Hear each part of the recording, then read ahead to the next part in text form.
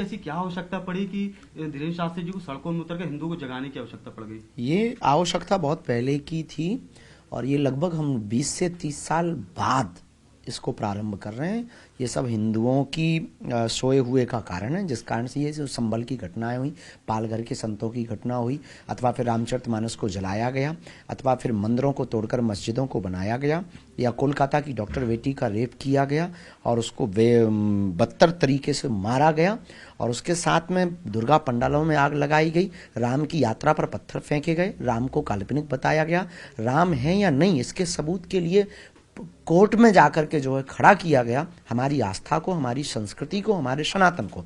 इससे ये सिद्ध होता है कि हिंदू सोया हुआ था, इसकी जरूरत बहुत पहले थी, जो अब किया जा रहा है, पर अब देर आए दुरुस्त आए, ताकत के साथ हम सब जगेंगे। हमारा उद्देश्य किसी को मिटाना या भगाना नहीं, हमारा उद्देश्य सिर्फ हिंदुओं को जगाना है, अपने कल्चर को बचाना है। महाकुंभ में अभी जिस तरह से कहा जा रहा है कि मुस्लिमों का बैन किया जाए, इसे किस तरह से देखेंगे आप? देखिए, मुस्लिमों के बैन के पीछे हम कभी भी कानून या भारत का जो भारत की जो आचार संहिता है उसके खिलाफ नहीं, संविधान के खिलाफ नहीं। सबको आने का अधिकार है, लेकिन मर्यादा में, कायदे में रहोगे तो फायदे में रहोगे।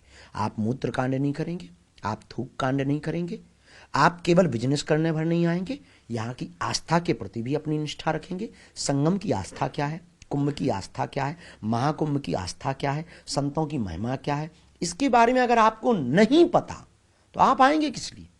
केवल बिजनेस करने? नो। तो हमने कहा कि उनका आना बैन होना चाहिए जो मूत्र कांड और थूक कांड करते हैं, अब वो कोई भी हो।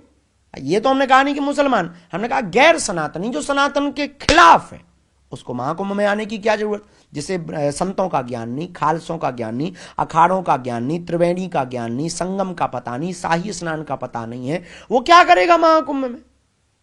मूत्रकांड थूक कांड करेगा।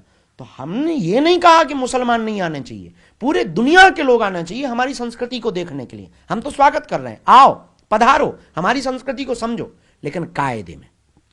इस बार देखा जा रहा है प्रयागराज में डरेंगे तो मरेंगे जैसे नारे का स्लग देखा जा रहा है, इसे किस तरह से देखेंगे आप? सही है, ये तो कॉन्फिडेंस बढ़ाने के लिए नारे हैं, मोटिवेट नारे हैं कि आप डरेंगे तो मरेंगे। डरना किस बात पे?